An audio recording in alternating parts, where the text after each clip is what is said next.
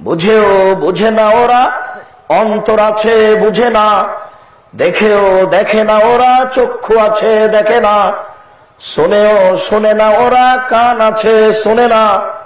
উলায়েকা কাল আনাম, তারা পশু প্রাণীর মতো, তারা গরু ছাগলের মতো, তারা কুকুর শ্রীগালের মতো। এখনো আল্লাহ আপনাকে গরু ছাগল বলেননি কেন? একটা লোক জর্দা ইচ্ছা করলে ছেড়ে দিতে পারে, কিন্তু গরু ছাগল পারে না। এই জন্য বলছেন যে তুমি গরু ছাগলের মতো। আমার আব্বা কৃষক মানুষ, আমার নিজের কথা বলছি, আমার আব্বা কৃষক মানুষ। জমি চাষ করার পরে যখন গরু ছেড়ে দিতেন, তখন আমরা গরু নিয়ে মাঠে থাকতাম। গরু যখন ধানের ক্ষেতের দিকে যেত, তখন আমরা বলতাম থেমে গেছে, একটু পরে আবার যাচ্ছে। কেন? বুঝেও বুঝে নিও, তাই তো গরু। ওকে তো বললাম যে থামতে, থেমেও তো গেল, আবার যাচ্ছে কেন? তার মানে গরু তো বুঝেনি, তাই তো আবার যাচ্ছে। যখন আপনি বুঝলেন যে জর্দা হারাম, তারপরেও যদি আপনি মুখে দেন, তাহলে এটা হলো গরুর মতো। এখনো গরু নন। কেন? কিয়ামত পর্যন্ত গরু কোনোদিনই জর্দা ছাড়তে পারবে না। পারে কে? মানুষ পারে। পরের বাক্য যেটা বলছি সেটা হচ্ছে বালুহা আজাল, বরং তার চেয়ে খারাপ। কুকুর শ্রীগালের চেয়ে খারাপ কে? কুকুর শ্রীগালের চেয়ে খারাপ তোমার বাপ। এই কথাটা বলার জন্য বলছি। আব্দুর রাজ্জাক সাহেব সরাসরি এইভাবে বলেন কেন? আমার আব্বাও পাশে আছে, আমাদের খুব কষ্ট হয়। দেখো, তোমার বাপকে না বললে আমি শান্তি পাই না। কেন জানো? আমার সন্দেহ হয় যে মনে থাকবে কিনা। আমি এইভাবে বলতে চাই যাতে করে তোমার মনে থাকে। তো তোমার বাপ কুকুর শ্রীগালের চেয়ে খারাপ হলো কি করে? গাজীপুরের জমির দাম খুব বেশি। তোমার দাদার মরা 10 বছর হলো, এখন পর্যন্ত তোমার বাপ তোমার ফুফুকে জমি দেয়নি। তোমার দাদা তোমার বাপেরও যতটুকু বাপ, তোমার ফুফুরও ততটুকু বাপ। তুমি কি মনে করো যে তোমার ফুফুর একটু বাপ কম?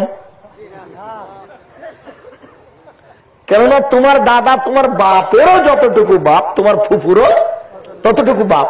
তো তোমার দাদা তোমার 10 বছর হয়ে গেল, তোমার বাপ জমি দেয়নি কেন এখনো? তোমার ফুফুকে বলো তোমার বাপ কুকুর শ্রীগালের চেয়ে খারাপ। আমি আব্দুর রাজ্জাক তোমার বাপকে যদি কুকুর শ্রীগালের চেয়ে খারাপ প্রমাণ করতে না পারি, আমি আজকে বক্তব্য শেষ করছি, আর কোনোদিন দেব না বক্তব্য।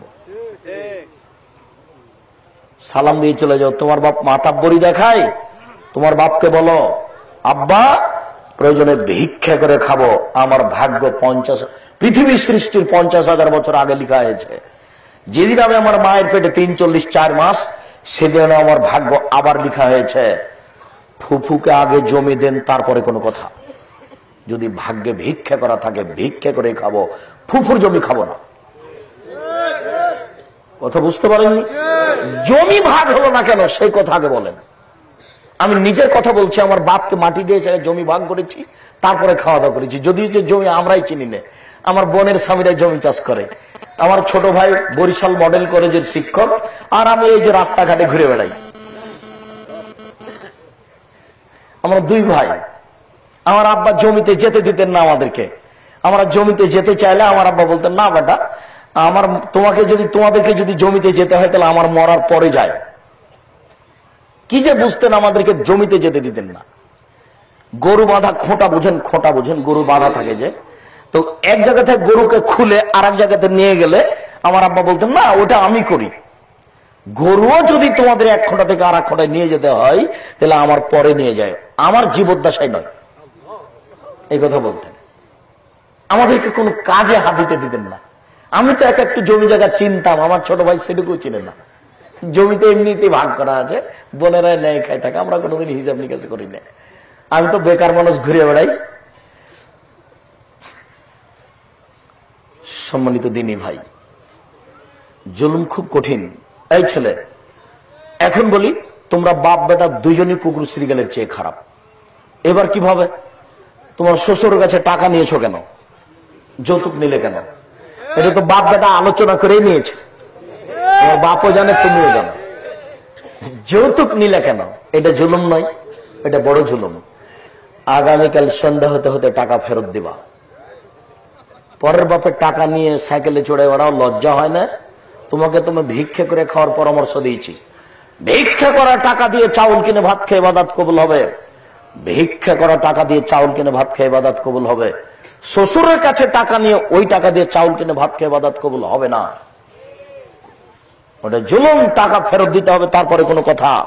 আব্দুর রাজাক সাহেব, আমার শ্বশুর খুশি হয়ে মোটরসাইকেল দিয়েছে। তোমার শ্বশুর ফকিরকে খুশিয়ে দিতে পারে না?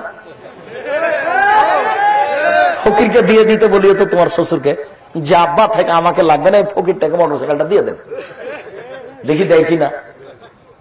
পাগল পেয়েছো ধর্মকে? জুলুম থেকে বিরত থাকো।